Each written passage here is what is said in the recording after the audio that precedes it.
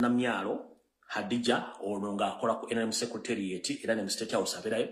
njira muntagingire wasanya Karoli Salongo gamulengejja ne ka group ke konna kamafu yabale mengo butyo tulike tutandika information bulungi nnyo nga tewali atuba ku mukono. Alright, njira muntagingire abantu betukola emirimu gyegimu nga mukyali ku mulamwa njira muntagingire ba bloggers bonna aba National Unity Platform bonna abakyali ku mulamwa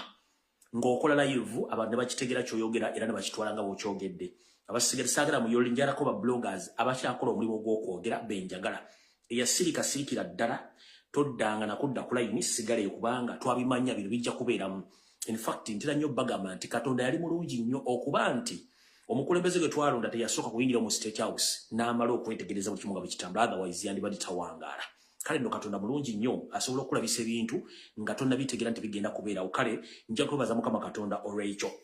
Bwe mmala okubeera kwekyo njala mutagingire gwe tuyita Lieutenant General James Mugira. Lieutenant General James Mugira ono ng'akiikirira amagye mu Parliament mu Parliament ya Uganda oba gye tuyita setteeserezo w'eggwanga Uganda naye abere COVID yeeno bulungi nnyo. Njala mutagingire abazadde bonna abali e Uganda abasajja n'abakazi ngenda bo akalowoozo kali n'ekigwalo gye tuleke tugende ku video tuleke tutandike bulungi nnyo. Kale ndowooza kansooke ntumire. Njira tumira ku bannayuganda mwenna abakyali mu empeka emera abaagala enkyukakyuka mbatumidde nnyo. Njira tumira bakomuledi bannaye mwenna mwe tukola emirimu ku gino egy'enjawulo abakola bali ku TikTok mbaagala nnyo. I salute mwenna abakyala n'abaami mbaagala nnyo. Ntumidde ku bannayuganda mwenna abakyakola emirimu gya struggle nga muli ku Facebook bwenyi bw'ekitabo mbaagala nnyo. I salute you mwenna bakyagikola. Mwe balekola temuggwamu maanyi olw'ensonga nkimanyi nti ebisomooza bingi naye asigadde ku mulamwa teyeejjusa kubanga eyawukana ku mugendo efuuka kaasa. Kati njala tutandika n'akalowoozo ka leero tulyoke tugende ku Kigulalogi ndyoke nsumula information n'omuntu yeewuunya. Akalowoozo kaleero kagenda eri mwenna abazadde kuba nkimanyi ffenna abali kuno ku mutimbagano n'abasigadde waka ffenna tulina abaana era abasoma naye njagala bbawo akalowoozo kano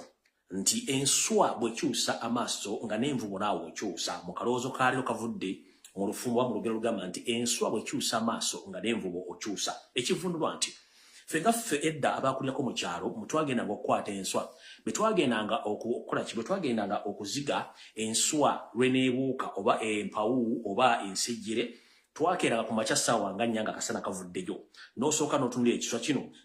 kizibudde amaaso gatunudde sayidi ki ey'ekiswa eyo n'osimayo envubo ate ne tuddeyo ku ssaawa nga 10 ng'omusana gukyayaka n'osooka n'otunula amaaso gakyali mu kifo kye kimu. Bw'osanga ku saa 10 ng'amaaso gakyuse gaddiza sayidi erira nga naye osimayo envubo okwetegekera ki ekinajja. Y'ensonga lwaki tugaa nti enswa bw'ekyusa amaaso nga naawe envubo okyusa. Looza mutegedde bulungi. Kati kino kyenjagala abazadde mwenna mumpulirize bulungi. Kana akalowoozo kange ate njagala mukatwale. Nti bwe tugamba nti enswa bw'ekyusa amaaso nga n'envubo okyusa mba ntegeeza ki? Njala tukkirize nti ensi bwe yali si bw'eryolwaliro ebintu bingi bikyuse. Uganda nga mugiraba nti abantu batandise ogifundamu mu byenfuna mu by'emirimu na buli kimu. Kizibu nnyo omwana w'omuntu okusoma okuva ku nassale mpaka ku university n'afuna digiri n'agenda n'afuna omulimu. Kizibu nnyo Uganda olw'ensonga nti emirimu tegikyaliyo era buli muzadde bw'amaliriza ate anoonya nsimbi zikolera mwana ono visa kumufunira passport na visa kweyongera ogenda mu nsi z'Abawarabu oba ez'amagulu meeru ogenda okunoonya ekyo ekigulira magala eddiba. Naye ng'ate weewuunye mu nsi z'amagulu meeru emirimu egikolebwayo si gye twasoma. Kitegeeza kati tusoma busomi kutuuka temuntu alina identification era digiri oba diploma naye ng'ebyolina okukola mu Bulaaya si by'osoma. Kizibu nnyo. Kati ngerako gagga omuzadde ali eyo bw'obanga olina abaana abasuumusemu mu myaka nkukubiriza omulanga asomesa omwana okuva ku nassale omutuuse ku senior 4 ezo so ngenda kukkiriziganya naawe. Tulina levels 2 omwana kw'olina okuba nga at least bw'obanga omuwaze nnyo atuukeyo. Weerere omwana at least atuuka ku senior 4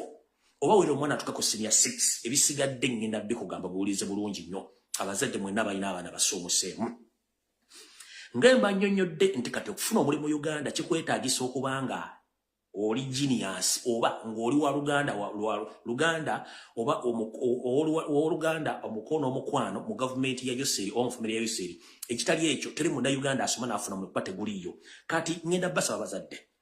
bw'oba olina omwana wo nga yamaliriza senior 6 oba yamaliriza senior 4 ngenda kukusaba mu mataata totunda bintu byo kumwongerayo waggulu nedda.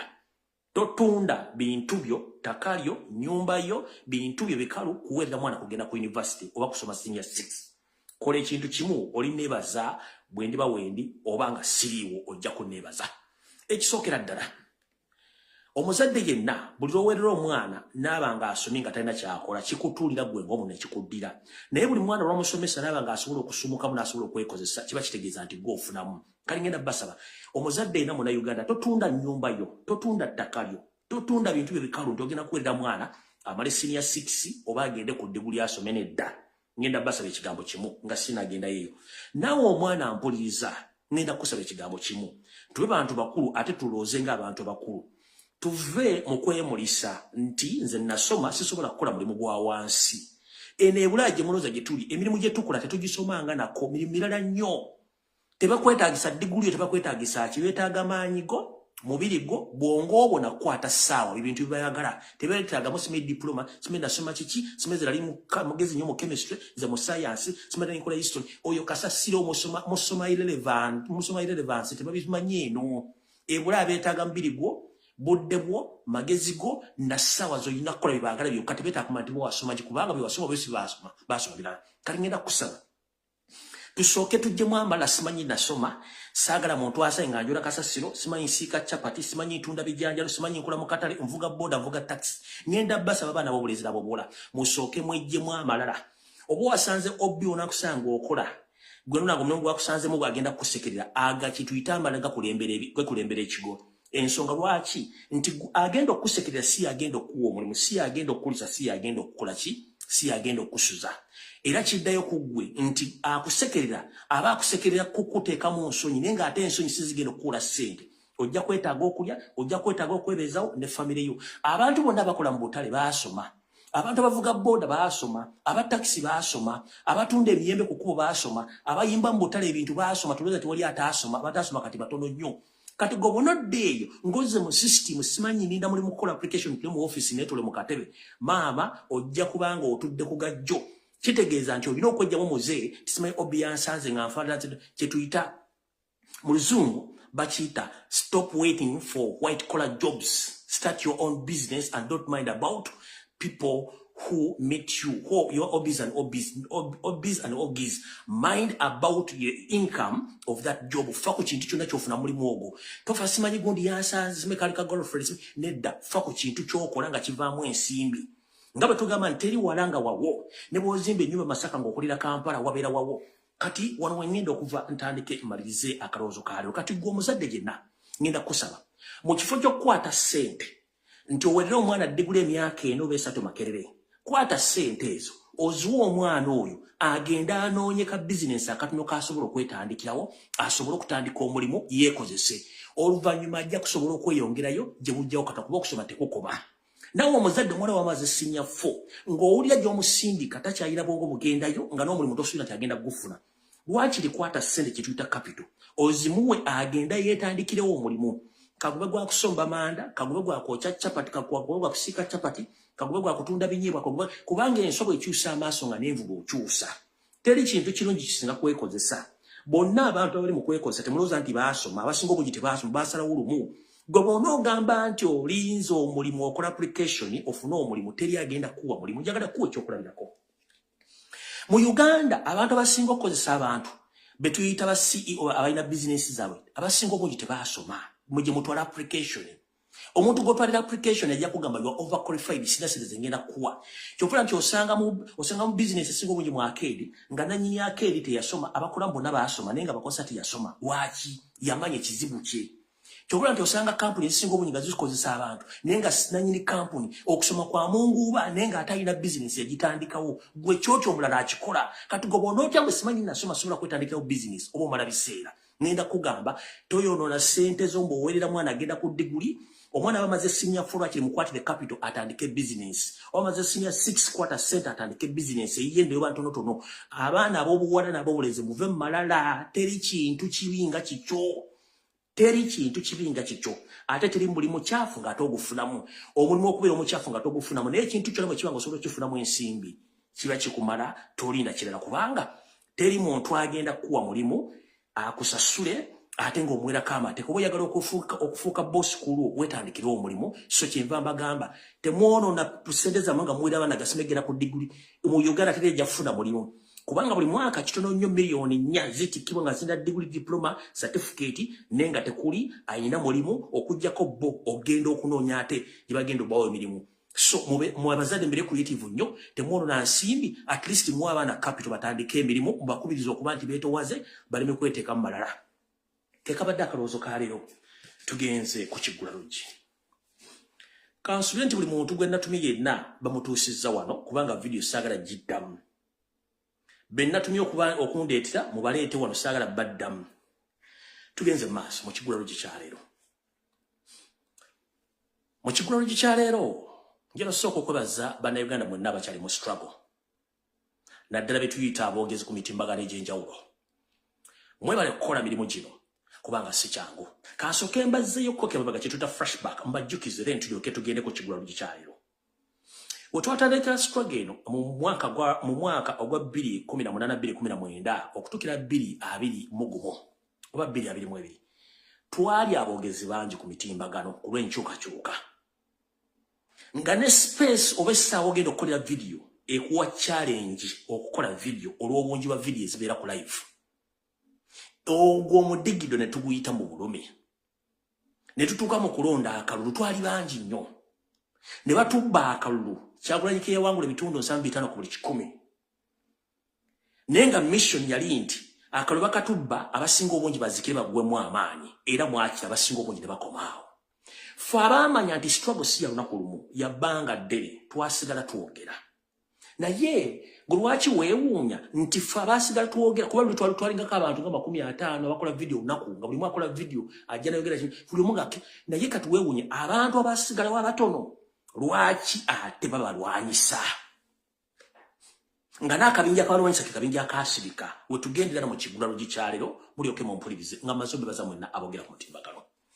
Mu Kigulalogi kya leero ngenda bategeeza nti omweyogereze takusuuza kayanzi. Buno bubaka njala bugende mwenna abakyali mu struggle. Omweyogereze takusuuza kayanzi. Olw'ensonga nti kambuukire jjajja wange wabuukidde oba kambuukire mukulu wange wabuukidde ebiseera ebisinga ofunamu obuzibu bwatomanya banga kiri amazenga abuukire wantu awo oba ddi lwabuuka na budde ki. Kati gwe muganda wange akyali ku social media ng'okyaweereza obubaka obuzoganya obulabisa Yoseri tibahabula tabasira mutano wakali kyensire tubazizidde ne gavumenti ye. Nkusaba n'obuwombeefu toddamu kuwuliriza bigambo by'abaseddekezi abali ku social media abaafuula nti bankyukakyuka bye bakwogerako oba kuvuma oba kukola ki gumya mutwe kubanga enywera y'erima.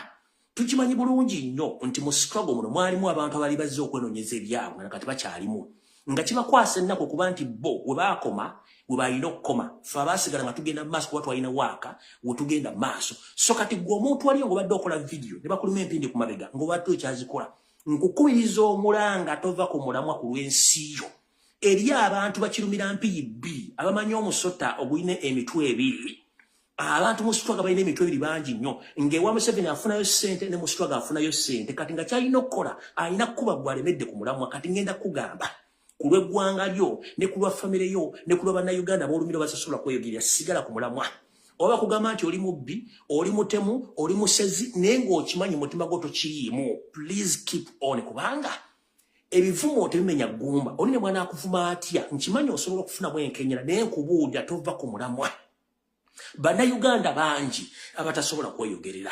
Bannayuganda bangi abatasobola kufuna information. Bannayuganda bangi abafiiriddwa ensimbi zaabwe abafiiriddwa amataka gaabwe obusambatuko obutuuse abantu bafa teryayogera.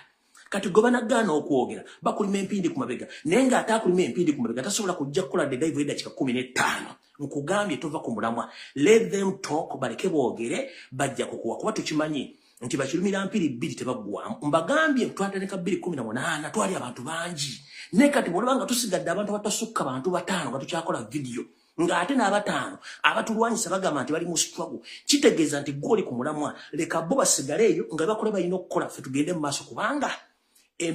amamesi amangi tegeesimira bunnya. Tolwana na biyenje ng'olina dduumu keera ku makya go information yo tambula kubanga tukimanyi bangi nnyo abalina ennugu olw'okuba nti mujja ne mukola live.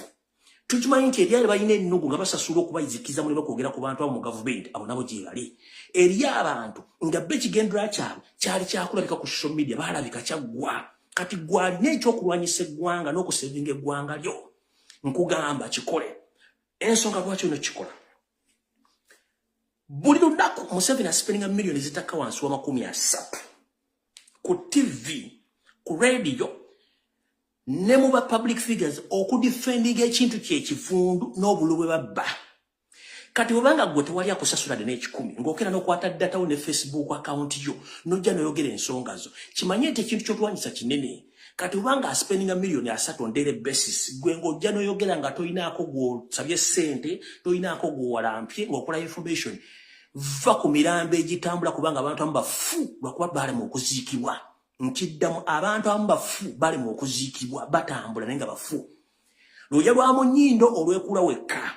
ate buli muntu olina olubimbi lwo kwata enkumbi yo genda olime okole ky'olina okukola ng'omuntu va ku bantu ojja basobola kati ngenda bagamba buli muntu ali ku social media nga okusigalako okyakola bannange musigale ku mulamwa temuvaako era njala kubaza abantu bali wammanga bakyakola emirimu gino wammanga njala kubaza muganda wange pato Uganda we bali kola niwankubadde ebisomozo bingi kojja omugezi we bali kola wadde ebisomozo bingi ASP William Asimu we bali kola wadde ebisomozo bingi muganda wange Masawa Faustin we bali kola wadde ebisomozo bingi tulina abakyala bali ku TikTok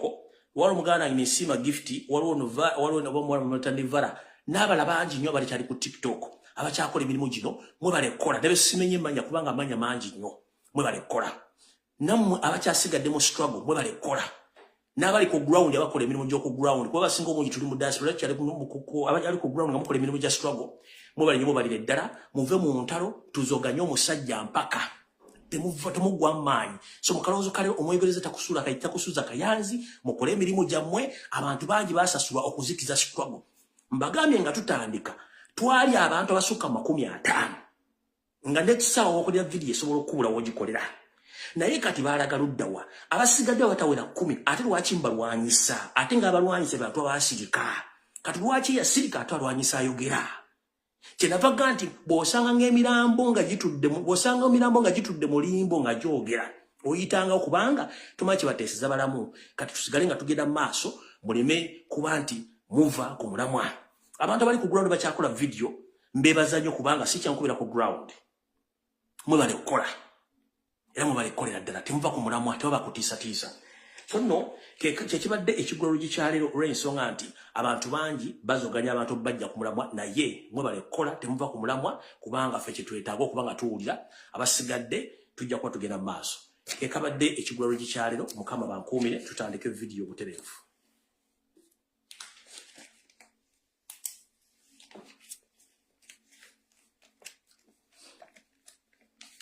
Tutandise tutya ndowooza kantandike n'enjega eguddewo nga obudde buli malya ga misana Endobesu njala mu jimpeere Uganda Police nzize nkola video nga mbagamba nti eggwanga liri mu kaseera ak'akazigizigi babatega ebivulu n'obatega amabaala temulima kumanya information bweri nabagamba nti amagye si masasule polisi si nsasule n'ebitongole ebirala n'abasawo si basasule nga mulowooza nsaaga nenzija ne mbagamba nti banka zennyini abazikolamu babbi era balina ebinja by'abantu bategeezaako nti waliwo omuntu ajja n'akima ssente mu banka afuluma essaawa zino agenda bwate abantu bangi bafunye obuzibu naye information eyo ku radio ne TV teyogerwako olw'okuba nti bannayuganda naye ekinneewunyisizza ye muyindi akubiddwa essasi ku Parliament Avenue ne bigenda all over social media kubanga muyindi naye nga bannayuganda bangi okwetoola eggwanga bakubibwa amasasi babiwako ssente ku banka ez'enjawulo nga bakafuluma teri aboogerako reason being abantu bano bakimanyi bulungi nnyo nti bannayuganda balina okubbibwa ngera sooka kubuuza omwogezi wa poliisi nammwe mwenna badde ku social media temukimanyi nti nzize nkola video nga baga nti abannayuganda babbibwako ssente nga bava mu banka olw'olufuluma banka bw'ati ne bamukwata babbi ne bamukidinappinga ne ssente bazitwala bamuggyako ssente bagenda bate temukimanyi kati njala kubuuza Uganda Police mutuukiddewo omwogezi wa poliisi ombi ku mwogezi wa poliisi naye najja nayogera ebigambo naye njagala mudde omuwulize statement y'omusajja wa poliisi gy'akoze nga tekwatagana omanyi nze ntunula nnyo abantu bali poliisi statement ze mukoze tezikwatagana zaawukana bulungi ziringa ng'empale za Museveni kubanga bimwogedde tebikwatagana nze ngenda kubuuza ekibuuzo kimu kyokka ngende ku information endala Ngemba gati bannayuganda bangi babbibwa mu banka nga bakafuluma teri ayogera kuloba amasasi teri ayogera ngera kubuuza omwongezi wa police ayogedde bulungi nebi ayogedde bina tebikwatagana byawukana mukulu tukimanyi bulungi nnyo nti all financial institutions oba ebitongole byonna ebiddukanya okufulumya n'okutambuza ensimbi mu ggwanga being it microfinance saving scheme banks oba ebitongole byonna bibeera n'abasirikale ku luggi olusookerwako ng'oyingira lutuyita wankaki abasirikale ebitongole ebya bulijjo bya private companies private security companies ate mule nombeeramu wa poliisi abasirikale bano babeera ne metal detectors ze bakuyisaako mu kifuba mu mpale ku bigere okudetectinga oba tolina kintu kyonna kya kyuma ky'oyingiza era buli kimu okyanjula ali ku mmeeza ebyo bibeerawo kye mwagala tugamba nti banka eno omuyindi wabadde manerenda gomuga tewaliwo omusirikale yenna abadde akuma kwaza ku mulyango ogwo omusirikale wa poliisi ayingire ajje mundu akuba omuyindi amasasi tewabaddewo basirikale baaza ngenda gamba public mwabali abatudde temanyi kigenda mu maaso mu Uganda weri yavaawo dda tuli mu state of kwagamaya ekiri e Somalia kyekiri e Uganda wakwata musobola kitegeera njagala bagamba oyo muyindi bamusse bussi mbuuza lwaki bamusse eyo sa accident simanyi abadde abangi ba miliyoni business gwa munedda bw'obanga buli poliisi buli kitongole kyonna ekikwasaganya kebere flexible beera kuno omusirikale akukebera omuyindi alina kampuni etambuza ssente okuzifulumya abeera atya nga talina muntu asobola mukebera omusirikale ayingidde atya n'emmundu omusirikale ayingidde atya n'emmundu atuuka ojjijja okuba omusajja amasasi amutte nga tewaliwo wa security enaamucekinze kyekibuuzo kinjala okubuuza abakozi ba poliisi omusajja ayingidde atya n'emmundu okutuuka mu kittavu nakuba omusajja amasasi nga tukimanyi banka zonna kebere forex bureau kubeerako private security companies ezina metal detectors n'okwandula buli kintu kyonna ky'oyingire nayo ky'ogamba ennaku zino owa poliisi bw'aba omuntu yenna asobola okuyingira mu banka n'emmundu kinjala okubuuza babodegaadi bo balaze ludda wa kuba nze njala buli muntu yenna yayingiddeko mu banka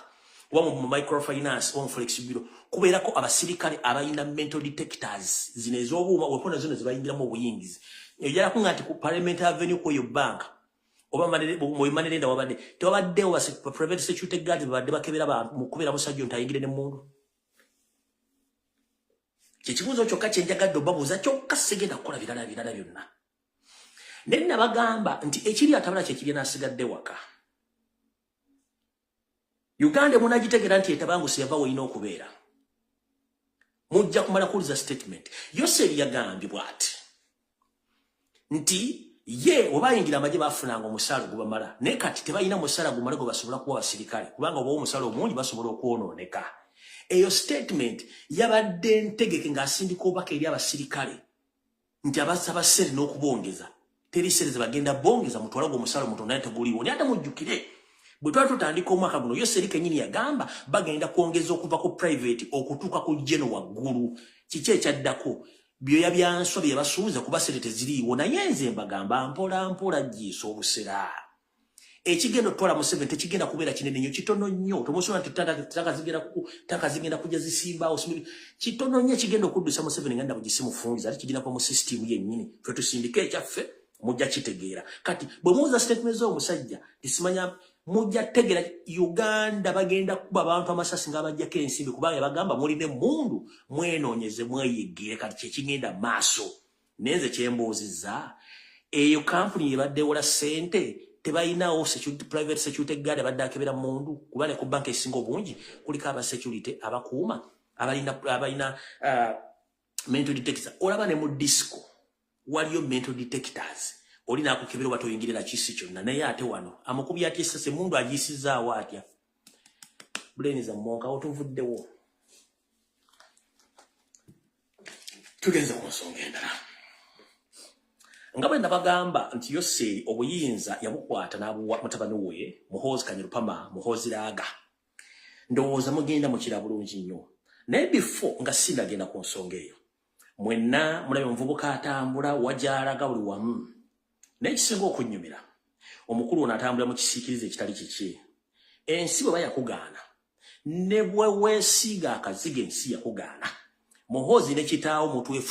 mutu weesibako bwesibi kati mutuleepinga buleepinzi. In fact, let me state this statement.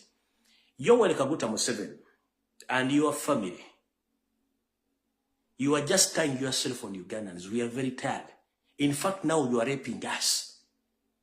You are sexually harassing Ugandans because we are tired of you. Ugandans elected Robert Kyagulanyi Ssentamu as their next president, but you rigged the elections forcefully. You install yourself into power. Right now, you are using billions of money to calm down Ugandans by putting all over the country or deploying spies to spy on Ugandans so that you can stop demonstrations and some armed forces. But let me tell you, even if you assemble, your son is not wanted, is not loved. There are so many signs which have been shown on social media. Your boy is moving around the country, spending a lot of money, but people,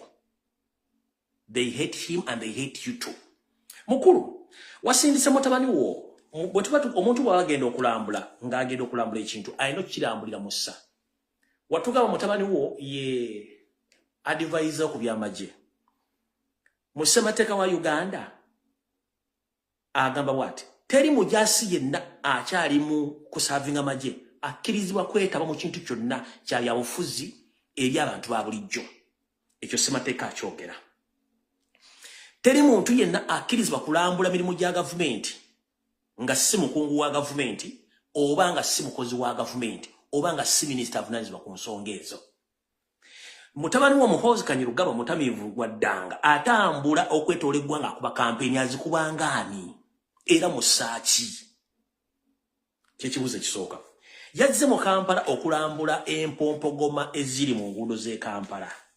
Yazirambudde ngaani kubanga si ye Minister of Works and Transport, si ye Road Mayor, si ye Executive Director, yazirambudde ngaani. Is just a mere grown-up general. Atalina wadde lukusa kuyingira mu office yonna ey'aba civilian. Yazze mu Kampala yambudde ngaani. In fact, okujjako basajja mujoga temujoga muweta mpisi kundi. Omusajja najja nga yasuze ku mwenge nga ujje niwojo najja mu Kampala okulambula Kampala nga n'enguudo zonna mu Kimiti zibadde nfu naye nga teruwadde embuzi mu kubira jjambo wadde ogamba nti nga teruwadde. Gwe n'osigala ng'okyesula nti abantu bakwagala. Abantu twabako wadda mutwesibako mutuleepinga ku makya n'olweggulo muleepiza eggwanga mulibbye mulikoze buli kimu kimwagala neera mukyalemeddeko n'otuuka mu Kampala twali wadde embaata ekkubira bbayi. Nenga goja njira kubuza bwageza kulambula wagirambudde ngaani okulambula ebinnya bye mu Kampala. Gwe Minister of Works, gwe RDC, gwe Executive Director, gwe Mayor. Kubanga cow mentality, you don't study things before you act. Kati kisookera ddala wazze okulambula nga ne Minister wa Works General Katumba Wamala taliiko. Wabadde mu ssaaki muwajjidde mulekerawo okweswaza. Nabagaba n'abantu tebaasoma obwongo tebalina. Waliwo ebintu byotunula nze omanyi nga tobise bisinga ntya nnyo omuntu atalina nsonyi abeera mu binjira kubuuza. Omutamiivu wa ddanga anywa n'eccupa n'azimeketa wadde ojja okulambula emirimu mu Kampala ngaani azivu kubanga ne Museveni bwe yakuwa obuyinza yalina okukola transform power ne bakutwala mu parliament n'olayira tolayirangako. Naye nze good enough hope yange n'essuubi lyange keep on exposing yourself. Ekijja mu kuexposing ojja kifuna nkiddamu. Gezaako nnyo okulambula w'olambulidde naye obutebe bukulindiridde ojja bufuna bulungi nnyo. Omanyi mu okutegera kwammwe kwa Munguwa mutegera amaze kulabako naye ogiro gyeyengala byogitambuza ekinaava mu yebirako ojja kitegeeza. Ojja kumanya lwaki enkoko zingira 12 tezirya kyaggulu. Ojja kumanya ekyagaana embwa okuseka n'ebogula bwogozi. Ogiro oleete yengala byo n'otulevo tukulimu otwembuze sabalaavu. Tumukalula amaaso ng'ente esalalo leerwe. Mwona n'agiriranga alidde kaamula lyataliwo ng'ojyogera mu public. Mutubaddeko mwonoonye ensi yaffe sente zonna muzoonoonye mujja kiro zaako mujja kiwulira awo nawo sigenda kulwawo. Njagadde babuuza agenze mu Kampala ngaani okulambula ebinnya. Obadde obeera ludda wa obadde tobiraba awo nawo nvuddewo. Eno message njagala egende eri abatambuze mwenna okwetoola ensi yonna ng'oli Munnayuganda. Mumpulirize bulungi nnyo. Kansulenti Yoseri tibahabulwa otuuse ne family yonna. Eno message njagala egendi bana Uganda mwenna batambuze ng'olina passport ng'otambula. Buno obubaka njagala obulize bulungi nnyo. Bana Uganda abasinga obungi mwagala enkyukakyuka. Newankubadde muli mukwekweka okw'ekika ekya waggulu n'okutya. Negwe wenna ng'oli mu struggle nga face yemanyikiddwa. Ng'okola obutambi buno bwe twogererako. Oba obeera mu meeting ez'enkyukakyuka oba ekintu kyonna. Naawe abadde ku ground ng'osuubira okutambula buno obubaka bubwo. Yoseri tibahabula otabasira mutano wakale kinsireto zizide nsanga bisibe na nyine kabuyonje etambula. Wachi mwebuuza ensimbi ziyessa mu kawulu akaga ake Kenya yali azaagaza ki. Nabagamba nti ono musajja agezezzaako okwetolooza buli omu ebyokwerinda byone bikyagaanya okunywera. Njala tegeeze gwanga lotegeeza bana Uganda mwenna abali wakala bali mu diaspora nti ekkubo limbadde musigaza lyokka okuyitamu lye bayita eri Kenya nalyo lyafudde bwefufulu bwefu lyafudde litya mumpulize. Yoseri ne mukwano gwe bayita Ruto which ewedde ku Lwokutaano basinkana ne bakkiriziganya era which ewedde ku Lwokutaano njala bategeeza mu butongole nti ku Kenyatta International Airport e Nairobi Ruto ne Museveni bakkiriziganya ne bawa ebitongole bino wammanga office ku kisaawe ekya Kenyatta International Airport. Muno mwamule ekitongole ekya Internal Security Organization that is ESO kwekuli ekitongole ekya Chieftains of Military Intelligence CMI kwekuli ekitongole ekya ESO ekya External Security Organization bye bitongole bisatu birina office ku Kenyatta International Airport nga bikolagana wamu ne migration ye Kenya.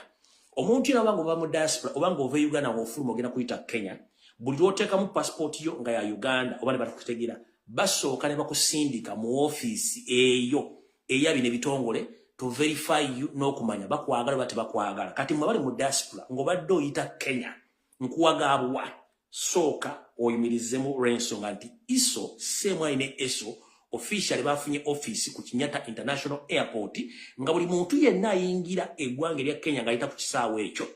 passport yo ligiteekamu bakugamba bugambi tugoberere nga bakutwala mu office za ISO ne CMI to verify nti oba oli omu kwabe banoonya era batoli ku omu ku banoonya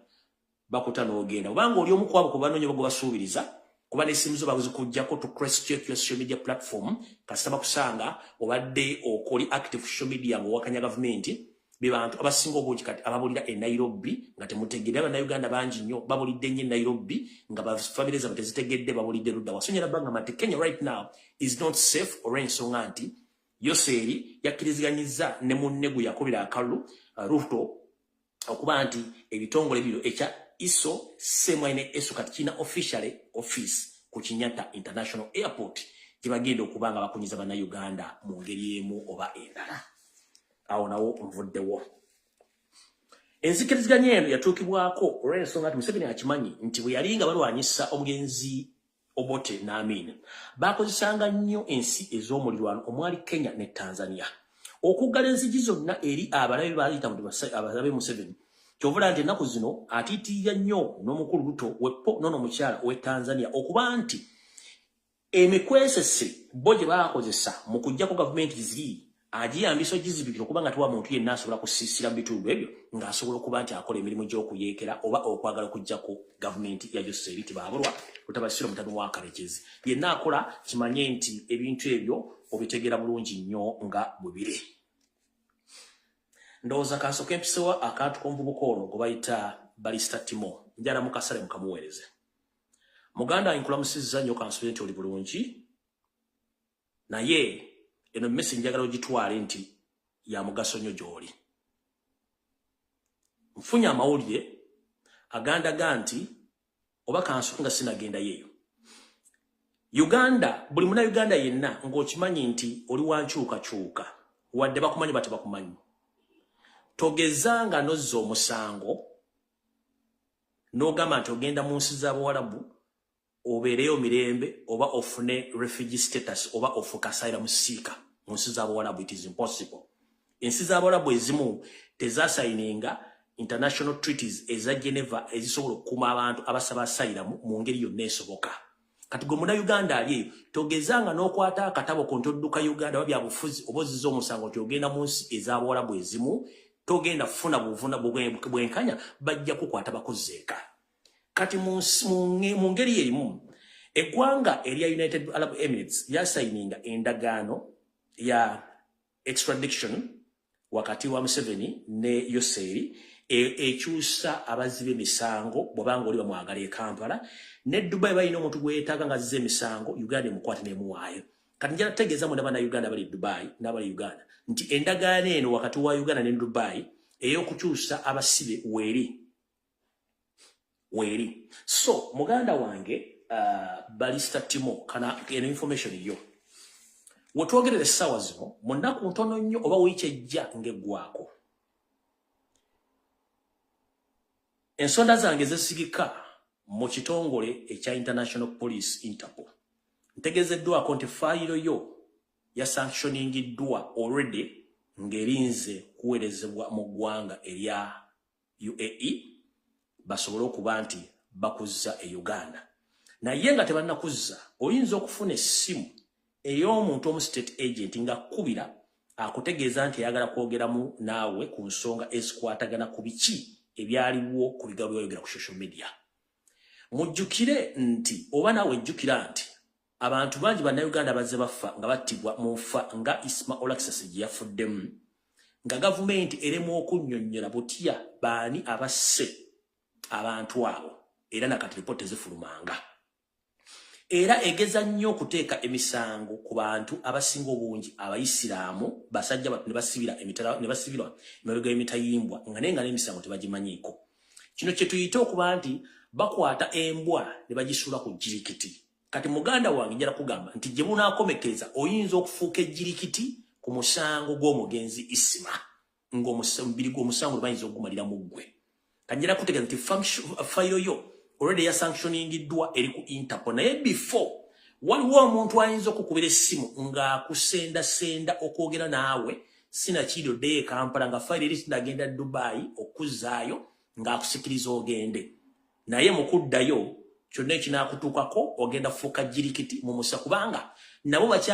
bakyabuliddwa ani gwe bassaako omusango guno naye njala kugamba ekigambo kimu statement ze wakola nga omugenzi Isma Katonda amaze omujjulula ziba beesinzeeko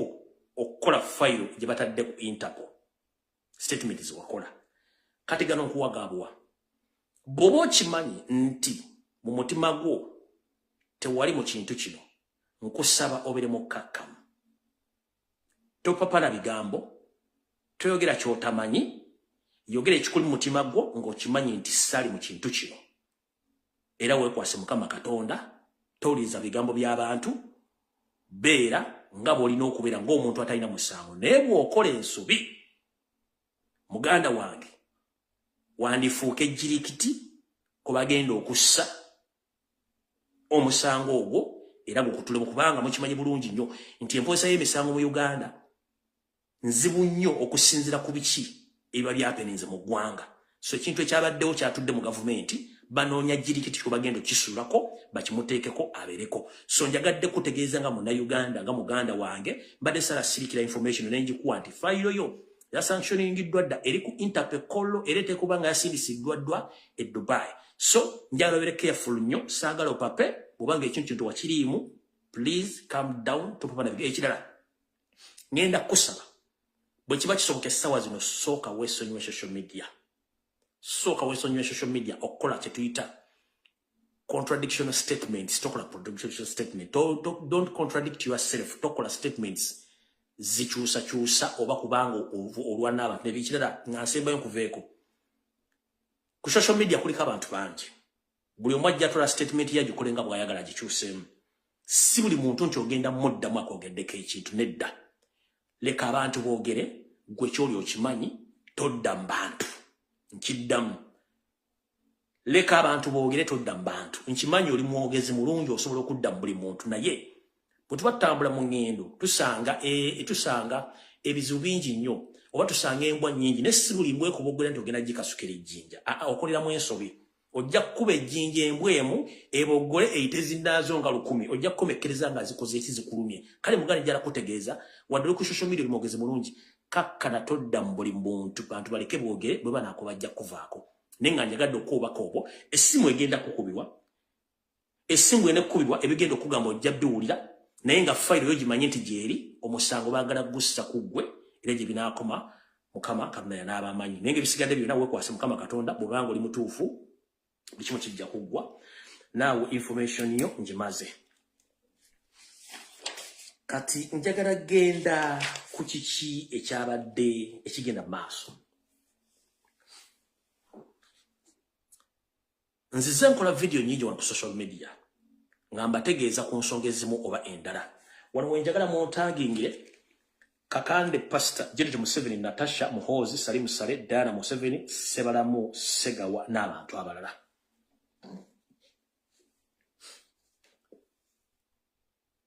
Katonda tuwa obutonde kye tuyita nature era yatonde ensi eno nga buli kimu bwakitonze bwe kirina okuba naye ffe abatabanguzi tutabangula ebintu bingi nnyo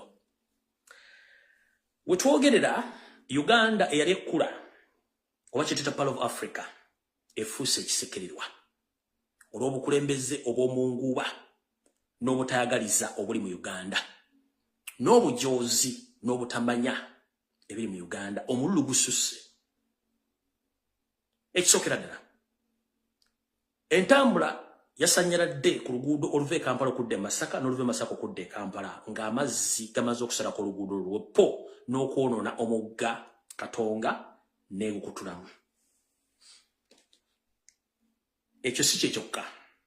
eri gye badde batadde alternative route okuyisaayo emmotoka ate yo weesaana essala z'amaanyi okubanga wafunnywa kubanga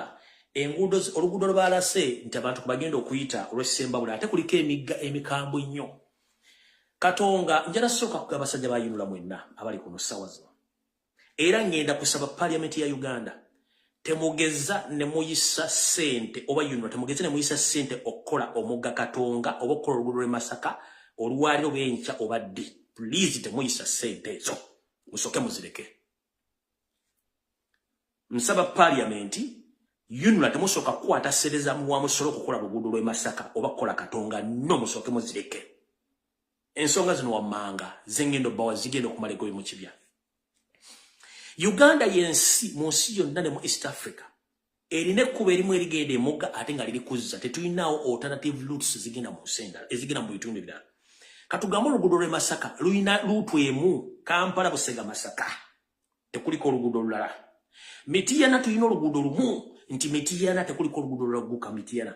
bwe tugenda bombolodi yoyo bwe tugenda nti Jinja Road yo tekuliko nguudo ku myaka 37 oba ku myaka 5 ku myaka gye tugenda okweza Uganda nga batwetongode tulina ebizibu bingi nnyo olw'endowooza ennaffe y'abakulembeze abalowoleza okumpi n'ebisige byabwe abatasobola kwebuuza kino kijja kitala kitemotekawo ssente 1 njagala mu mazima ga Katonda mu ggulu nga n'obukuba butonyerera njagala Yinula etubuulire yali efunyeeko schematics z'emigga egiri ku luguudo lw'e Masaka bwe njogera ekigambo schematics kigambo ky'abazimbi naye yeberanga map y'ekintu kyegenda okukola Yinula mulina schematics z'omugga Katonga ensibuko yaagwo mu musana gutambuza gutya amazzi mu nkuba gutambuza gutya amazzi Yinula temukirina kebere Ministry of Works and Transport temulina schematics za mugga Katonga gye gusibuka engeri gye gutambuza amazzi ku musana ne mu nkuba temukirina temulina lukolizo tezirina kubanga mwenna abasinga obungi mukolagadibe nga ninga embwa etunda omuzigo nti bwe gunaadiba ngenda gwerira nganze embwa kati mbagamba njala tandikira wano gye mwasindisa abantu okuyita essembabule waliyo omugga gwe bayita Kyoja era ne Katonga gyasibuka okwetooloola district omuli Masaka omuli Mityana ne tujja ne Gomba okuyingira awo nkulayira ate ne musajja wa Yinula kabere Minister of Works amanyi mapu ya mugogo baskamatiski za mugogo tateriyo naye abasajja bano mbulabiko emisana nga baleese batandise okuleeta ebimotoka byabwe bayimiridde bano nyege gibagenda okufumba mu ekintu ekyo eyo si emmanya y'enkoko nga temunnakwata ssente zammwe omusolo zigenda okutomokako zigenda okutomokoka musooke mumuze engalabi zammwe musooke manyi ki ekyokukola ogwo omugga Katonda baaguzimba baafaana dda tebaliiwo gubadde gutuyambe n'okuyamba okubanga okyawangaala ebbanga eri lyonna obuzibu vudde ludda wa obutasoma bulumu okuze tutandise mu nature Uganda yensi erina emigga entobazi ennyanja n'ensozi nga buli kimu kiyamba kinnaakyo naye njagala kubuuza Yoseri ne famire yo mwali mufuddeyo okumanya lwaki ebintu mwasanga byonna mubyonoonya omugga Katonda n'ebigwetolodde mu Lukaya oba mu Lwera saidi zombi ng'ova e Kampala oba ng'odde e Masaka zonna zirina omusenyu naye Museveni ne gurupu y'omu bamafiya bataasoma mumanyi omugaso gw'omusenyu ogwo lwaki weeguli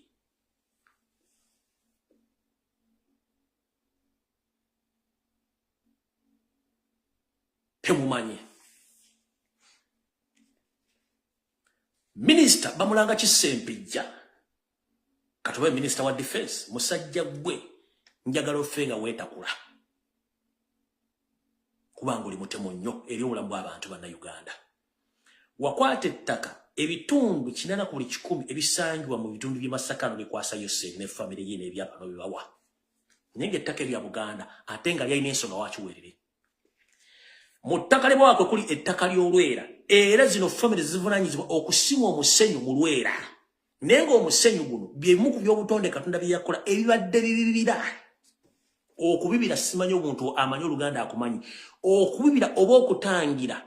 entambula y'amazzi oba obutawagguka bw'amazzi naye basajja mmwe Abachina under Museveni's influence nesali musale bayina company ezisima omusenyu on both sides omusenyu no gutwalibwa e China ne gukolebwamu solar panels n'amagirasi omusumba Kakande aina mu company esimo omusenyu nerimo omukyere Janet Kembazi Museveni aina mu company esimo omusenyu Natasha aina mu company esimo omusenyu Muhoza aina mu company esimo omusenyu Salimu Sala aina mu Diana Museveni aina mu Sebalamu aina mu Nesega Muganda wa Sebalamu baina mu company esimo omusenyu omusenyu guno Katonda guteekawo gwe kubibira amazzi obutasukka we galina kukola kusukka kudda mu bantu gwatamanyi science njala nkunyonyere mulimi olutono ennyo abasimi b'omusenyu bali asimyeko omusenyu bw'osima omusenyu osimako enkumbi 3 bwe ziti amazzi ne gavaayo mu ttaka amazzi ago gavuddeyo mu ttaka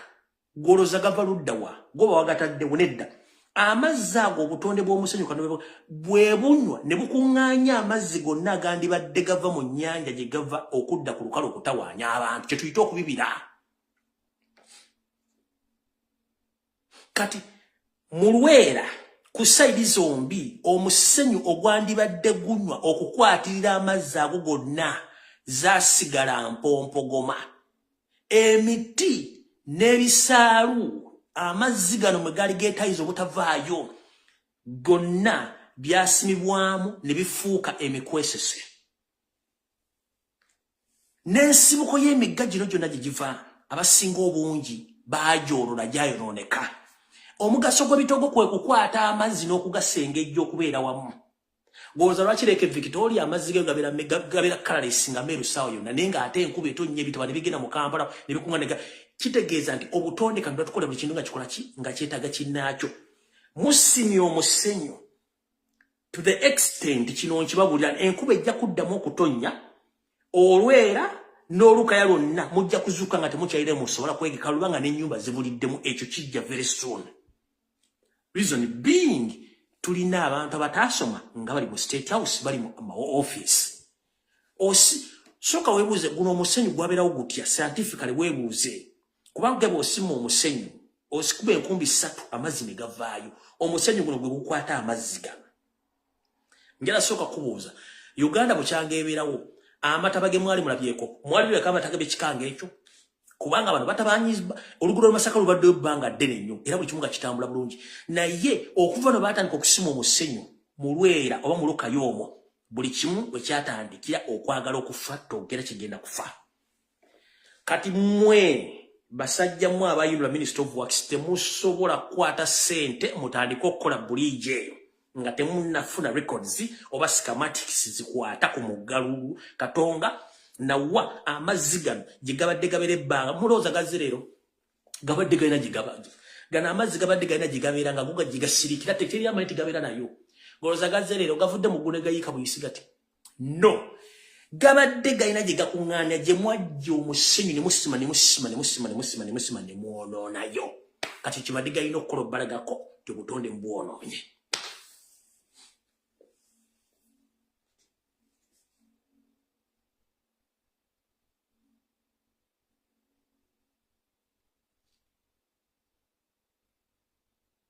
goloza amazzi gano gazerero gabadde galina gye gabeera emyaka gyonna nga Katonda ateekayo amabibiro agabibira amazzi gano butafuuka kye gakoze olwaleero yonna mwayonoonayo kuba musima omusenyu kati gowonegagakoke mutwonoonedde naffe katuwaguze tujje tubalageko nti gye tubadde tulina okubeera mwatuwonoonerayo kati tuzze tubalagireko katono kati bizinesi bamulanga kisempijja kuwakwata ettaka ennoluwa Janet ne famire ya Museveni yonna okusima mu musenyu kati olwaleero n'abayunula baleeta mitazi bwe bagenda kupima bwe bagenda sebo eyo buliigi gye mwagala okuzzaawo musooke munoonye ensibuko y'omugwa ogwo mufune history yaagwo amazzi ge gatambuza mu musana ne ge batambuza mu nkuba mumanye na kinge gye mugenda okukolamu oluguudo olwo ekyokubiri nga temunnakwata ssente za muwa musolo zonoona buli asima omusenyu mu Lwera olwo ku sayidi zombi mumujje yaveeyo okusima omusenyu mu Lwera kukome Mbagirawo temukwata ssente za muwa musolo kuzimba kabulijjo akageeni nga bakyasima omusenyu mu Lwera no a big no mugenda kuba mwozezza ne mwanika mu ttaka ate nno buligi yagenze yokka neesaanawo oluguudo olwo mbalabula singa temugaana bantu kuddamu kusima musenyu omwo lugenda kutandika okufa okuviira ddala erukaya mpaka gye lukoma eno buli kye tuyita olwero olwo lwonna lugenda kubuliramu lumu lufe luveewo wabenge wantu mukyasobola kontrolingawo nga Masaka yetongoddeyo kanti wanki eyeesaze ku Uganda nende semba bule gye mwagambye naye enguudo zaayo ziri mu mbeera mbi kubanga emigga gino gye gisibuka okujja nga gyekuŋŋaanya okutuuka mugulabidde tegisibuka awo mwabasinga omulimu za Katonga ali wano mwamula nedda Katonga asibuka eyo semba bule najja n'agatta ku Mityana n'agatta ku Gomba ne bajja nga beekuŋŋaanya mpaka baatuusa obusungu balina bungi nnyo temugeza ne mukwata ensimbi y'omusolo ne mukola ka bulijjo ako nga mukyasima omusenyu wali obanga omuntu atyo ogenda kabuyonjo ekiro n'ofuka mu baketi ate omusolo n'ogwera mu baketi n'ogenda okola ogenda kudda enju yonna ng'ekyuma tekirina njawulo ku ekyo nkiddamu yinula Minister of Works temugeza ne mukola bulijjo oluguudo lw'e Masaka nga bakyasima omusenyu wali mba mugenda ku muba muwozeza ne mwanika mu ttaka kubanga obanga omuntu atyo ogenda mu kabuyonjo ekyo n'afuka mu kabaketi ku makya n'agenda okukola omusulo n'agwerabiramu nadda okugula ennyumba yonna ng'ekyuma mu sulo kye mugenda okukola ekyo temukikola mukiveeko naye nga kooza yonna evudde ku Bachina Kakande Janet Natasha Muhoozi Salimu Sale Diana Sebalamu Segawa ne Vincent bamulanga kisempijja eyawaayo ettaka lino okuba nti mulisimamu omusenyu naye nga temumanyi kintu kiri mabega wa kino ekintu ekirala ozanyisanga ekintu ekirala kyonna naye tozanyisanga kye bayita obutonde busalawo bubi obutonde busalawo bubi nnyo kuba tebwagala kumanya osobola obumanyira nga tebuseka tebunyiize tebukola olunaku lwe bukulazeeko nti bugenda kusituka kyekyo kyabadde Masaka ate kikyali kituuza bikyajja bingi nnyo awo nawo nvuddewo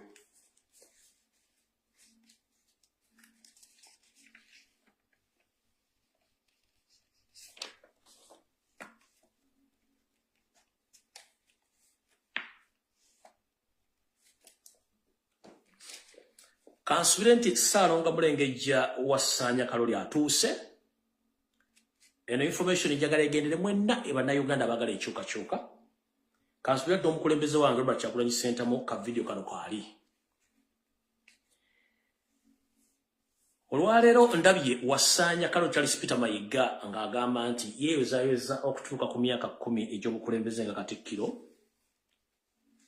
era nga yenaanise ebyowoowe bantu bangi bamukubidde emizira naye nga bw'otunula fesi naye kiri munda akimanyi bulungi tekitambula bulungi manyi bw'owekaka nnyo ku kintu kyofuuka ekizibu mukulu ngera sooka tegeeza mwenda Bannayuganda ababadde balina tebatamanyi kigenda mu maaso kikino wano wammanga mubadde mukimanyi nti waliwo ekibiina kyebakoze mu sort abbreviation nga Mayiga yakironsinze mu Buganda era n'ensimbi n'azifuna nga temukimanyi bakiyita B47 B47 ekivunulwa nti Buganda 4-7 era ng'omukyala eyaleese ekintu kino okironkingira mu Mmengo oba kiyaguza Mayiga bamuyita mukyala Hadija Namyalo ebifaananyi mwambirabye okusookera jjala soko beetonda bannange amasimu gange amanyikiddwa gaabula era n'essimu gye ntera okukozesa eya studio okubalaga ebifaananyi video sigina yabula n'ennamba neebulira munansonyi ebifaananyi lutabiraga ne video olw'ensonga sirina ssente kati sobola kuzzaawo ssimu eyo naye njala bategeeza nti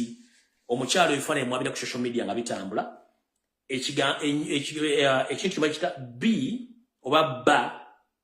n'ennya ennyukuta nnya 4 then 7 kigwayo Buganda 4-7 kyaleeteddwa mu Bulange Mmengo omukyala gwe bayita Hadija Namyalo era bino bibadde mu nteeseganya wakati wa Mayiga n'ekibiina kya National Resistance Movement ekya NRM mukimanyi nti mu kalulu akawedde twakuba Yoseri mu Buganda n'enkoona n'enyooka omukka n'obugere ne bulaliira okugenda okukakkana nga tasigazizzaamu njala era ne beekazanga omusazi w'ebyayi ku kkubo nti Buganda asime Buganda naye nga ekituufu baakiwulira bwetwogerera essaawa zino kampeyini zikibubwa era mu Buganda sabbuuni agabwa amafuta gagabwa pikipiki zigabwa obuteebuga buli kimu kitaba bulungi nnyo kampeyini zitambula naye weewuunyi zitambula ku ki bano bali mu kugulirira abakyala n'abakazi Abaganda badde babalonde mu mwaka gwa 2026 kati kye bayita Buganda 4-7 ekintu kino kyalonkingiddwa Mmengo naye nga mwena temukitegedde Buganda 4-7 kitegeeza nti bagenda kudda mu buto okusitula enkuuni okwagala okweddiza Buganda naye nga bayita Mmengo nga Mayiga agenti waabwe omukyalo ono n'ekibinja kye kyonna ekiva ku NRM Secretariat nga nabo bavudde mu State House basinkanye Charles Peter Mayiga wiiki ewedde bamugamba nti twagala otubeerere omulima waffe mu Buganda nga tuddukanya omusinde guno ogwa Buganda 4-7 ekya B47 mu 2026 era Peter Mayiga nakiriza bulungi nnyo ensimbi zamuweereddwa era ensonga lwaki yalonkinze empira gy'ebika bya Buganda ne project endera ku ssente zino era mu kafubo kano yabagambye nti manyi lwaki Robert Kyagulanyi Ssentamu yabawangula ne kati mugenda kukola ABCD okusobola omujja mu Buganda mulyoke mweddize Buganda nga nze manyi bwe ngenda okikola bulijjo ano kye mbagamba abantu abasinga obunyiga tebakitegeera omwami wagambye nti ajjaguza emyaka 10 naye nga ku myaka 10 alina keena egiri official 6 yeremeza obulamuzi olw'omukama we Yoseri kumuteekawo so nno nza mutegedde bulungi nnyo abagala the name and no ngenda jja kujja nkiposting nga nvudde ku live kuno mbategeeze kyekitegeeza mujja kitegeera bulungi nnyo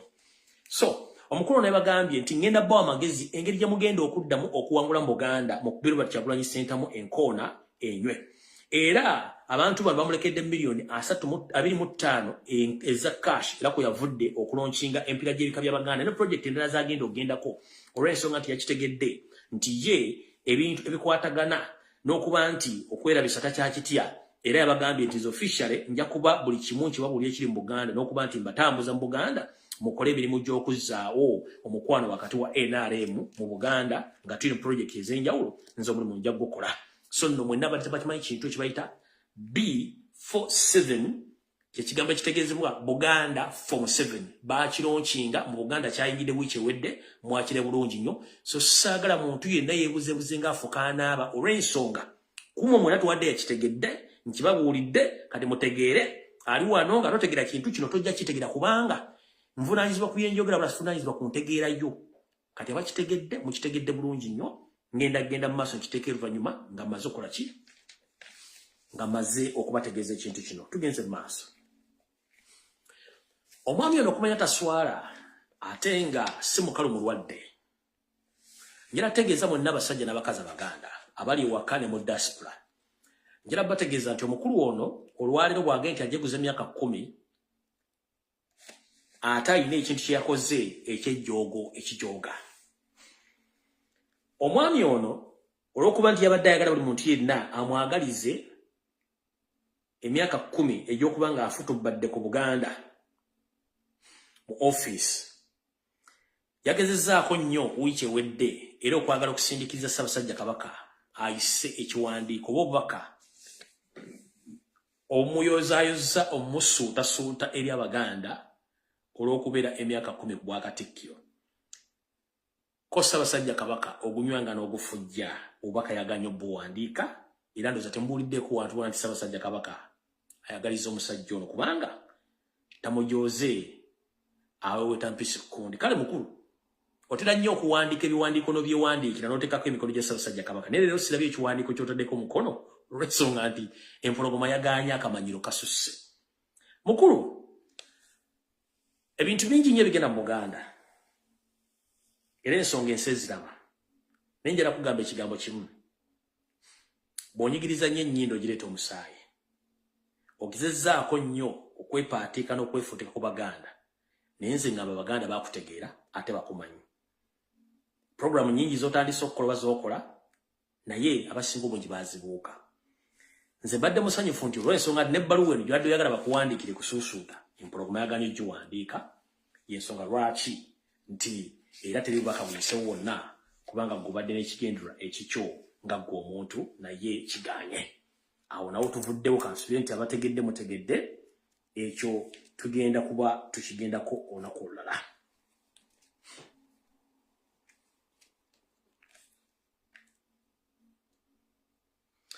Tugenze ku omu kuba bakiise bamagye mu ssetteesezo w'eggwanga gwendabye olwaleero ng'akinnambuka ng'akimezezza okw'omusana gwe bayita Lieutenant General oba Lieutenant General James Mugira. Kansubire nti kwoli kuno mukulu. Bwe nkola programs zino nga waliwo enteekateeka z'okutta oba okubba okusaanyaawo erinnya lya James Mugira lyogerwa nnyo mu programu zange abampuliriza. Omwami ono asinzidde ku katuuti ka ssetteeserezo w'eggwanga nga mukambwe si munyiivu mulwadde n'agamba nti ebikolwa eby'abantu bakola ku social media okuseka okujagambiza n'okusanyuka ng'abakimezezza okw'omusana bibanyiiza era tebabeyagalirako ddala era bakivumirira era bagenda kufuba okulaba nti omuze guno ogebwa eddagala ng'obudde bukyali kubanga bo ng'abantu kibanyiiza. Mukulu James Mugira ntera nnyo okukola video nga ndabula abantu ku security alert meeting abazituddemu nga naye mwoli njala kubuuza mukulu ekisookera ddala. Mu Uganda tulina ssemateeka w'eggwanga ate tulina amateeka ag'abantu ge tuyita common laws ag'abantu obuntu agatabagiddwa agakwata obuwangwa n'ennono. Njala kusooka kutegeeza okimanyi nti mu mambuka ga Uganda mu tribe ezimu omuntu bw'afa tebakaaba bajagajja bujaganya ne basanyuka. Ekyo badde okimanyi? Ekyo nkikumuulidde. Ekirala mukulu mu Uganda tulina ssemateeka. Kawaayiro ki akali mu ssemateeka akagaana omuntu okusanyukira omuntu afudde gwe kosinziddeko mu parliament otiise nti ojja kudiringa n'abantu abo kawaayiro ki tekaliimu ssemateeka w'eggwanga w'omuntu okukola ekintu kyonna ky'abayagala okusanyuka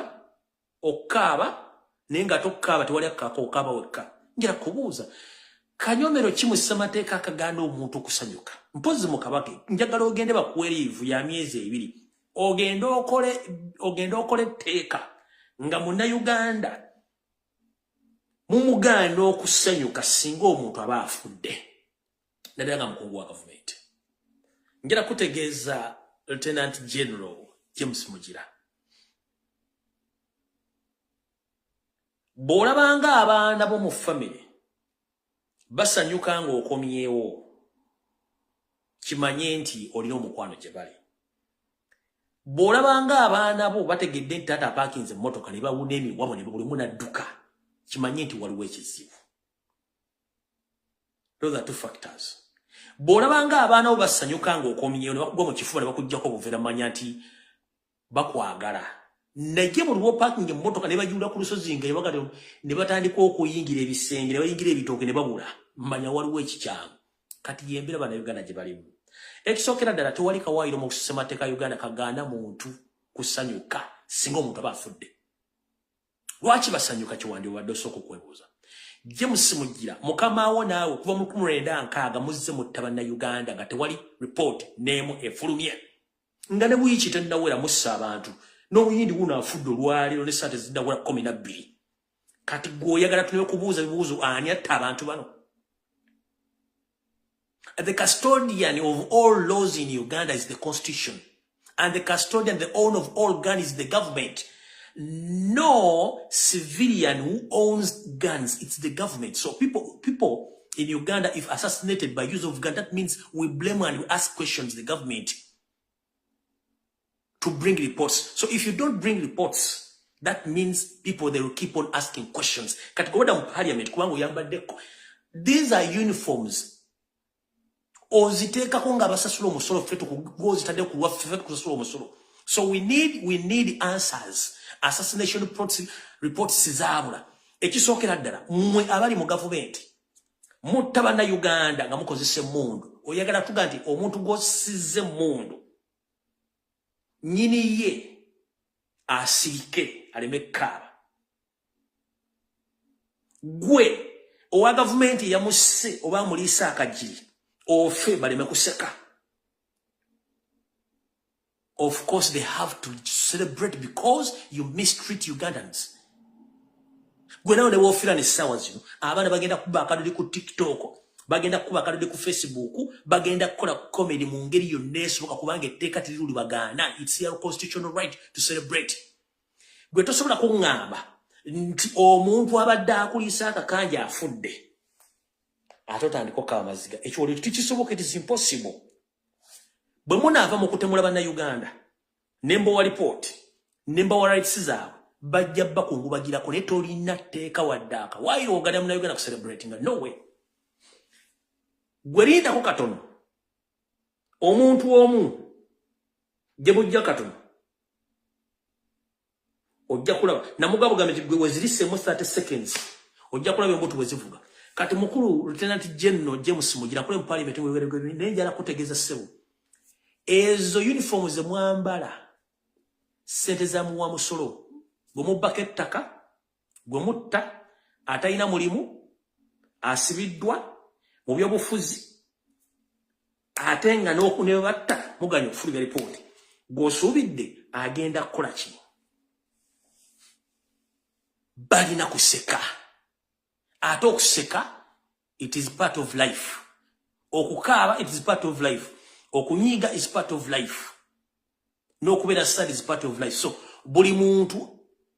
motion mwajjira okulaba ekintu tosobola jjemojjamu. You can't stop someone to laugh, to mourn, or to celebrate. As simple as that. Tolina. Ekyo kiri human, kiri munda wa muntu tosobola mugana, tosobola gana muntu yali mu motion gundi yali mekola. No, it is impossible. Tekisoboka. Omuntu tosobola mugana kuseka kubanga alina okuseka. tomugana kunyiga kubanga alina okunyiga, tomugana kukaaba kubanga alina okukaaba, tomugana kujaganya ng'ekintu kye kyalaba nti ekyo kizibu kivudde n'omugano. It is impossible, tekisoboka. Ne bonna okuleeteka tekisoboka. Abantu bagenda kuseka, bagenda bakola mu comedy, bagenda bawalana, bagenda bakola buli kimu ekyali kikoleddwa ku nsi kuno mpaka nga mutegedde nti mulina okudda mu bantu. Mujja gguulira omuliro. Ate twakye tumanyi nti ebintu bino bibaluma. Neewuunya omuntu alina emmundu ng'ate alumwa nnyo okusinga omuntu aseka obusisi. Olwo omuntu gwottidde omuntu oyo aseke akola eki?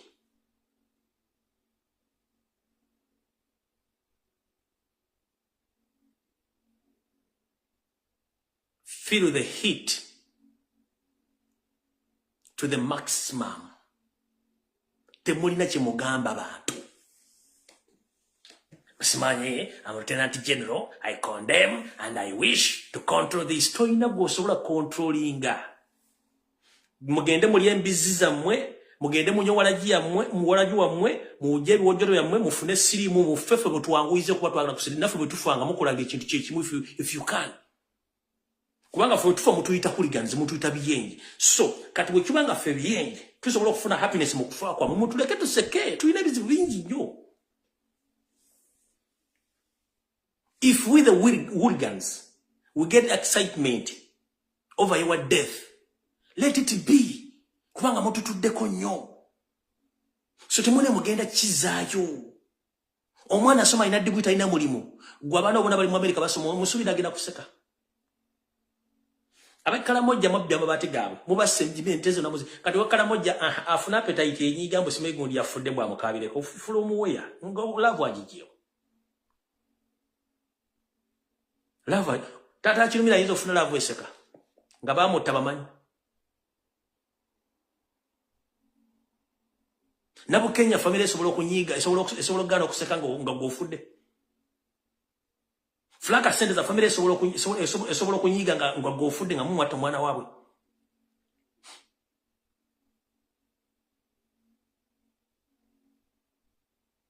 Abaana bali mu komera family ezisobola okunyiga nga bali mu komera nga nekibasibya tekiriwo no bagana okuseka.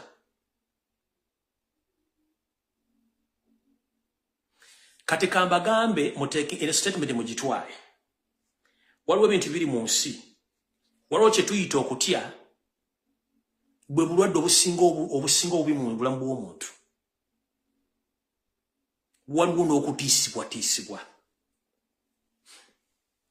Okutiisibwa kye bayita intimidation. Intimidation oba okutiisibwa tekuli kutuuka ekiseera ne kugwawo kye tuyita akatengo.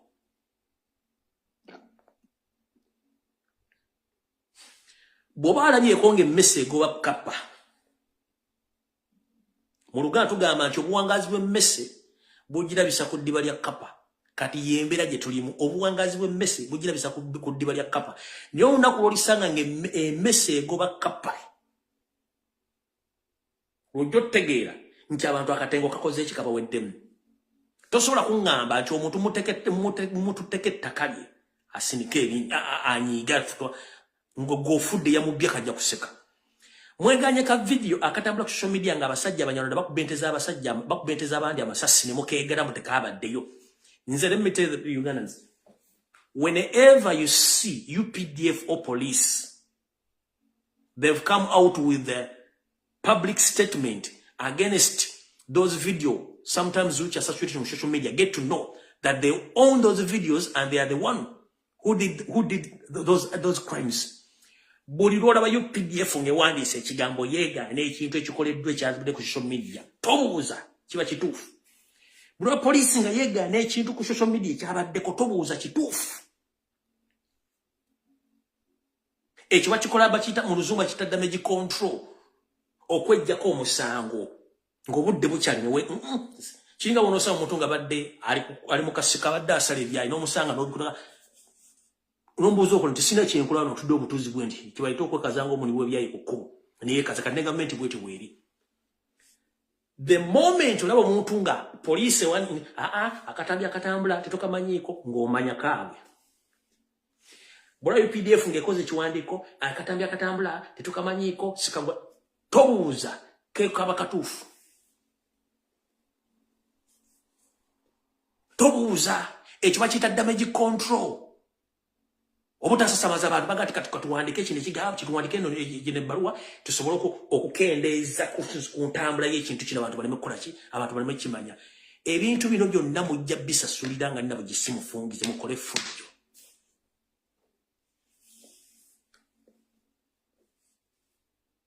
mukole fujjo naye tujja balabisa to the extent nti mujja tuuka okwebuuza kiki ekyatuuka ku Uganda ku bannayuganda teri muntu asobola kuga nti agenda kunyiiga akusanyukire nga wafudde ng'omwana we asiiba njala abaana be tebasoma bazaalidde ku lujja mubbe amataka g'abantu mussa abantu baabwe mu sente zaabwe embeera mu Kampala amakubo galinga ng'empukuze wawalumba ettanda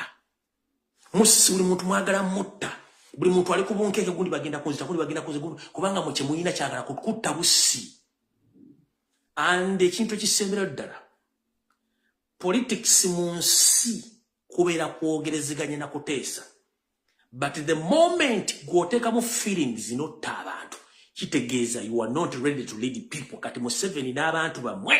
you were not ready to lead Ugandans that's why you kill them kubanga politics omuntu ayogera bwogezi kati bwolikwata omuntu ayine mundu ogenda mukola otya kati kino kakiva buli mbate mukimanyi buli muntu n'omugamba ekigambo n'afutubala n'asiba face oba omukutte waluma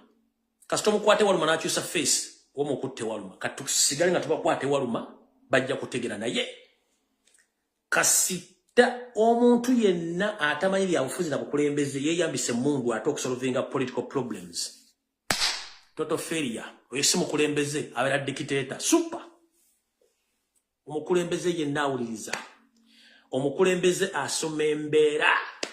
omukulembeze omala okusoma embeera nafuna solution mwabba akalulu nga tubakuba ebitundu 75 ku buli 100 ne musala mu spending billions and billions of money okublibinga abantu baffe bakulembeze abalondebwa n'abaana bali ku school abali mu struggle basirike kubanga mwali mu kimanyi bagenda batwala babavuga eggaali musala mu bulira abantu bamukozesa sente ne musala mukwate buli mwana yenna ayina eddoboozi musibe kubanga mutya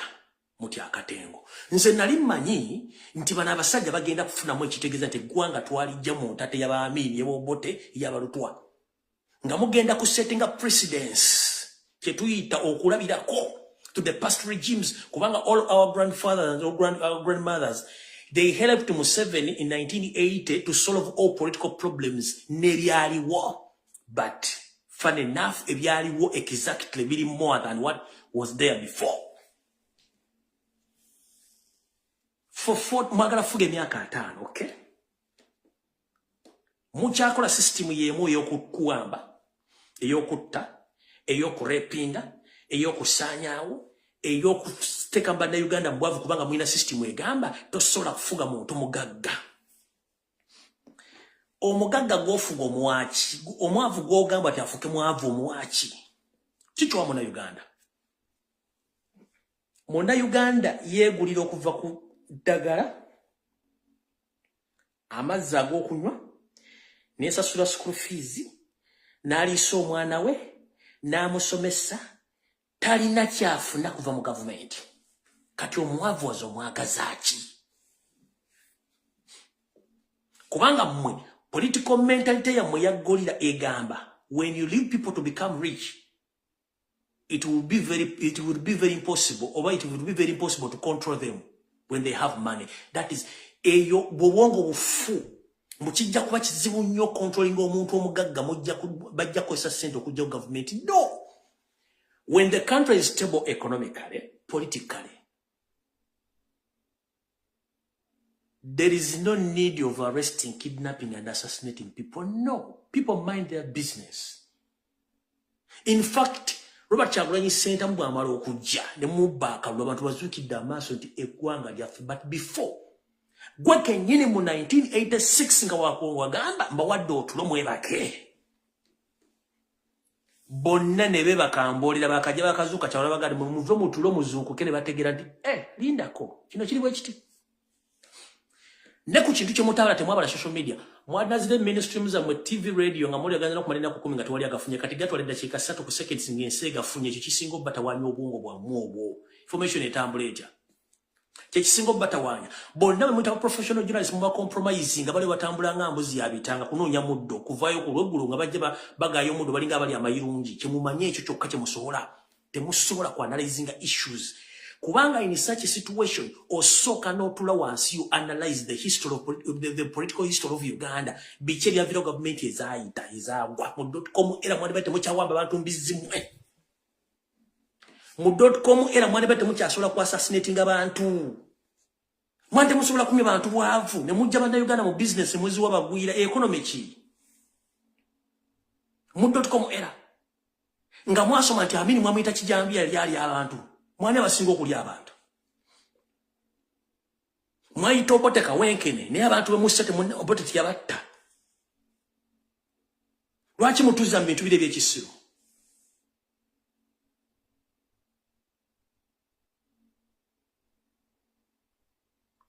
njawulo kije mwina n'amini ate gwe mwawayiriza njawulo kije mwina n'obote gwe mwawayiriza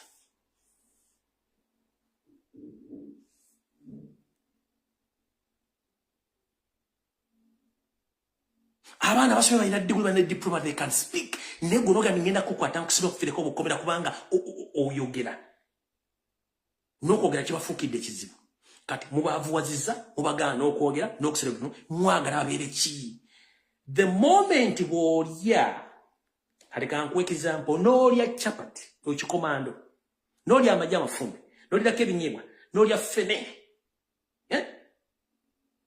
ekigenda okuva mu olubuto lugenda kwetokota lukuba obugoma ekinaava mu kutandika kwekuniza nga oli mu taxi kubanga olubuto lukuwagala kuwaggukako otandika okuyita nakku kati gavumenti essaawa zino olubuto lugye wagguddeko etandise kuyita nakku eti abantu ojjuwulira nti ekuumuuka oba egenda kuyisa omukka kati kyemuliko kubanga mukimanyi history doesn't favor you mwakola ensobi you made a mistake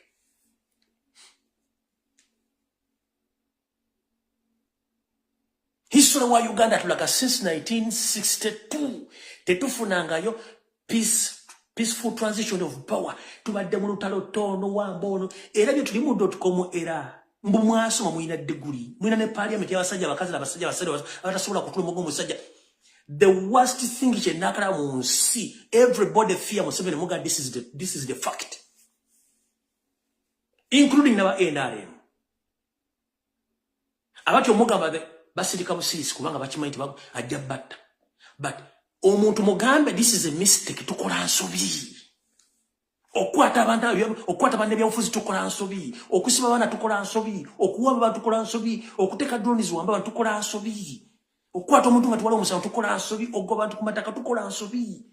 zino ensobi zikoza ne muganyo okutegeera eggwanga mwagala diteeka mu ntata ya Somalia naye mbabuulira nejje munaalaga mwenna bajja bakwata the same mistake balize bakola zimugenda okuddamu muganyo tulokozesa omutwe gwammwe okumanya kati njala bawo example Moi yakola buli kimu ekikozesebwa ku nsi okutoobola n'okutoonya bannakenya but at time yatula mugamba Moi kyokola kikyamu Moi n'atunaga okay wait a minute okay what can I do now ne babulira Moi kino ky'obokola ove mu ntebe peaceful Moi n'akikkiriza n'ava mu ntebe peaceful n'agireka Kenya bwetambula but Moi yalina obuyinza obusobola okusigala mu buyinza mpaka nakati ng'akyalimu yalina amagye yalina ssente buli kimu ne media ng'agikontrolinga naye yawuliriza naga kimugamba kituufu kankole kye muŋŋambye naye bano abasajja abaga nti baasoma abatambuddeko okwetola ensi yonna ne mutasobola kulaba nti Uganda yolekedde mu kati abaga nti buli muntu agenda tandika okulumba munne ng'amuyita ensolo temusobola kutula kozesa bwongo obwo kuva ddi ng'okwata muntu muno n'omuteeka mu kkomera nga tomuwadde na mmere kuva ddi ng'osima Masigulevu n'okwata bana b'epopa ne bateeka mu ntana nga balamu n'obaziika nsi ki gye tulimu si ki gye tulimu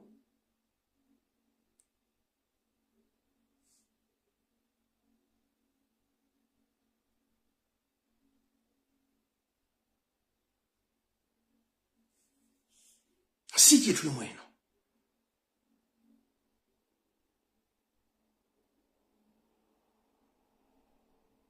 Moi yalina buli kimu ekisobola omubeeza muyiza mpaka nakati olwaleero but yatula asanaga ambali munga bitufu nava mbuyinza naleka Kenya ngetambula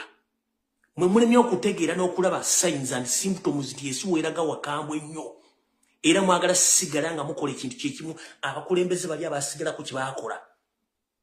olwo kwe kuoza n'oyaneka mu ttaka kati mwanika mu ttaka n'otuka kuyira mu parliament n'otandika okukonda emigabo tasaba celebrating olw'okufa kwammwe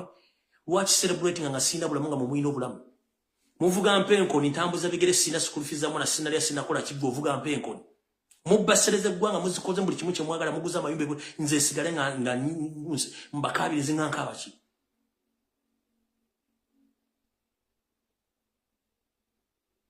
mbana yonka senga wange omwana musawudale yamujjemu ensigo nze sigale nga mwe kampuni zamwe nze sigale nga ndi musanyufu Gomanyi sente meka ezafiridwa badaga zabafiridwa within the 3 days okuva oluguudo lw'amasaka lw'asaliriddwa ko sente meka zabafiridwa zimanyi kuba mutebiba kwatako abadde bagenda okuzika okola business okujja abaana baabwe okola buli kimu kyafudde billions and billions money niti mufuddeeyo kyokka mwagenze tula mu meeting nga buli omu yeebuuza ku munne era nga bwe tugaa nti amesa amagi tegeesimira bunye mwade mu state house kulwokumeka wano kulwokuna nga muli omutudde buli mwabuuza mu tukoze tutya tukubireko UN in fact let me tell you mu meeting yabadde okuwokuna yesterday ne kulokusatu batudde mu meeting nga beebuuza first family ya Muya Museveni bali mu beebuuza tukoze tutya what is next imagine awenyi tukoze tutya tukubire ku UN nati UN eri Sudan ndati eri Ukraine tukoze tutya tujje wa sente imagine abasajja nga beebuuza tukoze tutya ku just oluguudo lumu ole Masaka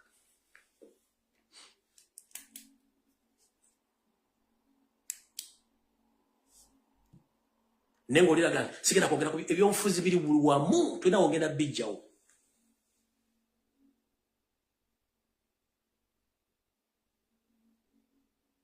atamanyi byafaayo tamanya gy'alaga ate tuyigira ku byafaayo bwebanga Uganda yatandika na kuwambibwa na kutta na kutulugunya mwabajja ne muli babajjajjaffe temulina enjawulo ate ne mukola okusinga kubali kye baakola ebyo si bye twagala ensi mugitadde ku bunkeke ne mu spending billions of money across the world musindika aba eso okuketta banna Uganda for what purpose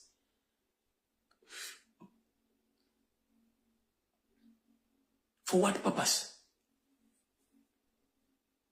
no gamba sigenda kusasula basirikale musala monji kuba tulina okugula weapons whom are you fighting with njala kubuuza Museveni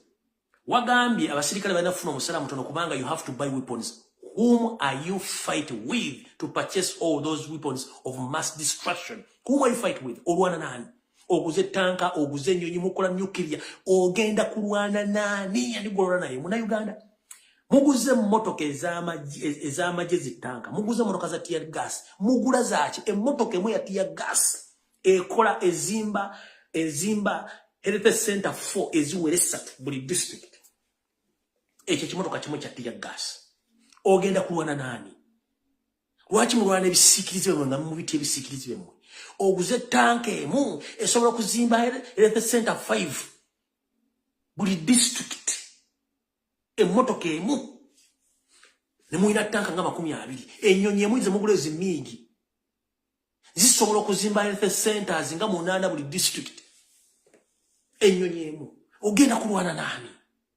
mentality ya mmoja mmaiti mukubira ne mundu wembera mbuyinza no okubera mbuyinza bantu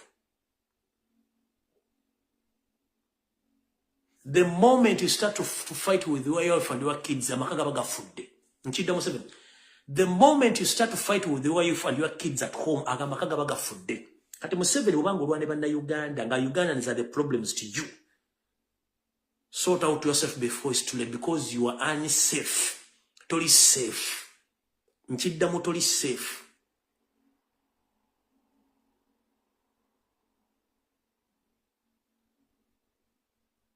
Museveni you fear what you don't know otye ekintu kyotamanyi kubanga gwe kenyini gwo kyeterawo buli otta omuzimu kusigala keep on killing lojja kutta mpaka nga naye bakusse mutye nnyo kye mutamanyi ate kye mutamanyi kijja bayiga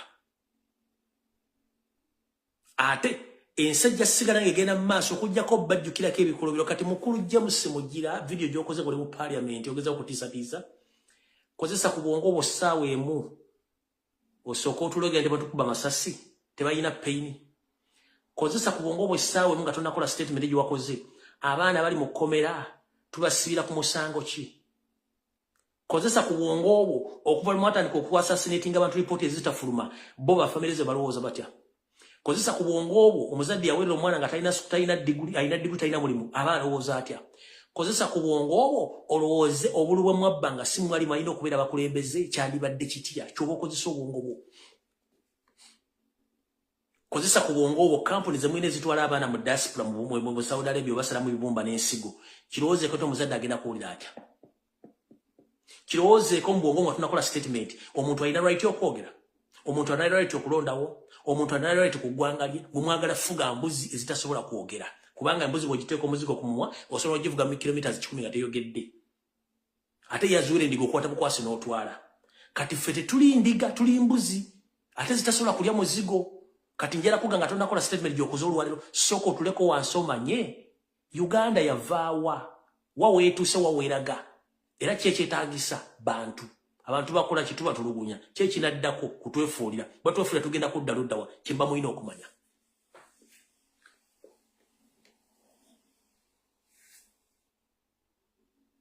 tugamba tutinga nfundikira okusoma kuyamba kuwandiika na kubala naye amagezi amazaale omuntu azaalibwa nago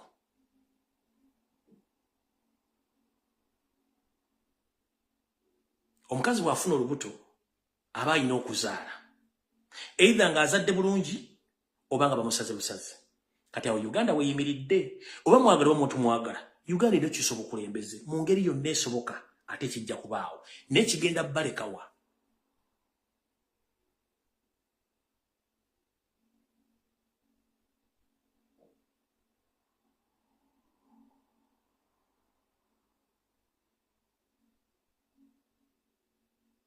gwe boyita bahuliganizi gwoli ki where did you range yourself if you call Ugandans a hooligans who can speak out where do you range yourself if we are hooligans abatayina mundu gwayine mundu oli ki ali mu uniform y'amajje oli mu parliament oli ki if you intimidate people from speaking about issues gobo oli mu ki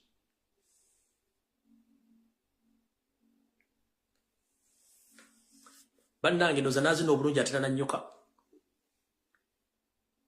ebigambo mubyogedde njero bebaza basobodde okubeerako bali kubeerako mukama abankumi atakumira mpeera message mugiwulidde kansubira nti ejja kutuuka buli mbuzi n'olunaku lwayo totyanga ntuuko yo entuuko yo betuuse kkiriza bukkiriza nti olunaku lwovaawo waliwo omulala addawo ate nga ensi esigala etambula egenda mu maaso kale n'olwekyo mukama abankumi atakumira mpeera tulisinkala olundi mweraba